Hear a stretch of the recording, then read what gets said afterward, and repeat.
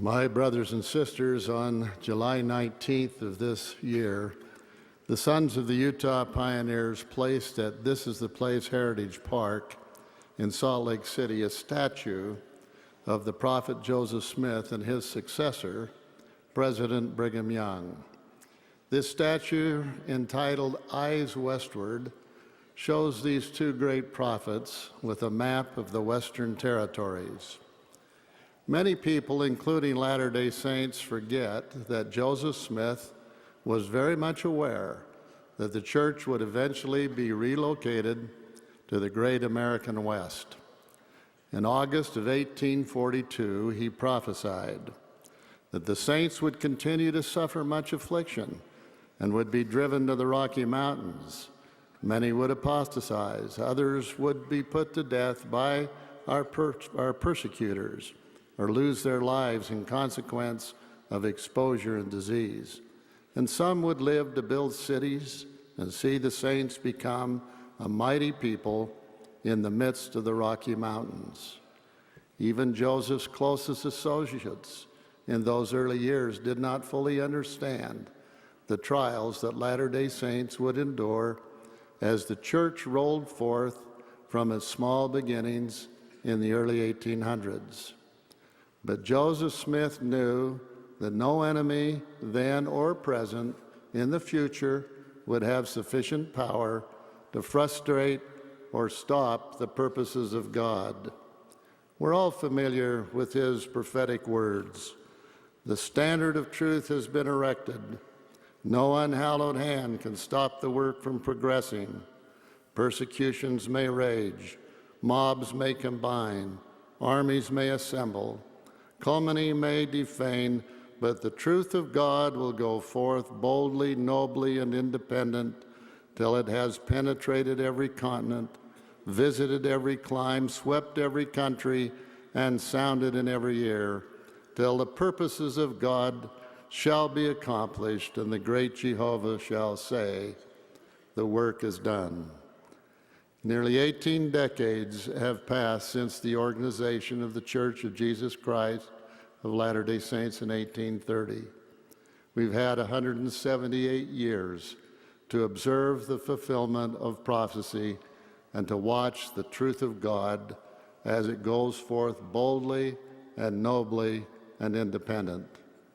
The church began its first decade with only a few members.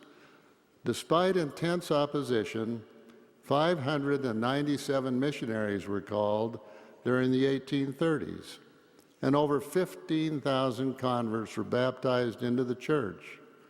The United States, Canada, and Great Britain were open to the preaching of the gospel. There were many converts during the 1840s, while persecutions continued to rage against the church, and especially against the prophet Joseph. In the midst of these difficulties, and despite the great challenges of travel, the restored gospel of Jesus Christ continued to cover more of the earth through the faithful service of 1,454 missionaries called during the 1840s, and the church membership grew to more than 48,000. On December 27th, 1844, the persecution of Joseph Smith culminated when he and his brother Hiram were killed by a mob in the Carthage jail. Soon after the martyrdom, and in the fulfillment of Joseph's vision, Brigham Young and the church began preparations to move to the Rocky Mountains. Hardship, affliction, death, and apostasy were ever present. Still, the work moved forward, and in the 1850s, some 705 missionaries were called to serve in the areas including Scandinavia, France, Italy, Switzerland, and Hawaii. Missionary work also began in such diverse parts of the world as India, Hong Kong, Thailand, Burma, South Africa, and the West Indies.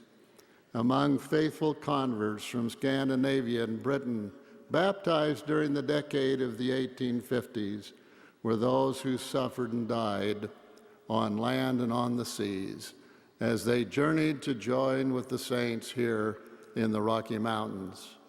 In 1875, the first 7 missionaries were called to Mexico, and the work flourished even amidst revolution and other challenges. And it was just 4 years ago, in 2004, that the church reached the milestone of 1 million members in Mexico. The faith of the saints was tested in every footstep as Brigham Young led them to build temples and establish more than 350 colonies in the West. By the time Brigham Young died in 1877, worldwide church membership had grown to more than 115,000. Despite all of the persecution of the truth of God, was indeed going forth boldly and nobly. Time does not allow a detailed review of the growth of the church during the next few decades, but it should be noted that during the 40-year period from 1890 to 1930, while the church and its doctrine were still under public attack, Elder Reed Smoot was elected to the United States Congress and had to fight to be seated. A great deal was said of the church and its teachings during that time, much of it hurtful and directed towards President Joseph S. Smith and other church leaders. However, some newspaper articles began to speak of members of the church as contributing citizens and good people. On September 3, 1925, President Heber J. Grant announced that the church would begin missionary work in South America.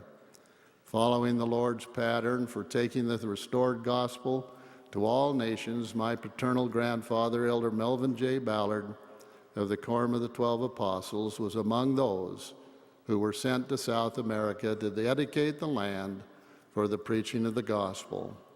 On Christmas morning of 1925 in Argentina, Elder Ballard dedicated South American countries and started missionary work.